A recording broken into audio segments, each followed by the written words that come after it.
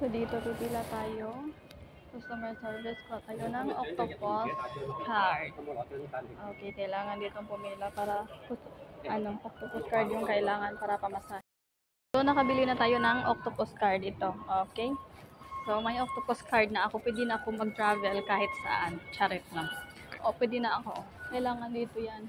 Kailangan dito may Octopus card ka para makapasok ka. Pag wala kang Octopus card, hindi ka talaga makapasok. Hindi ka makasakay ng train.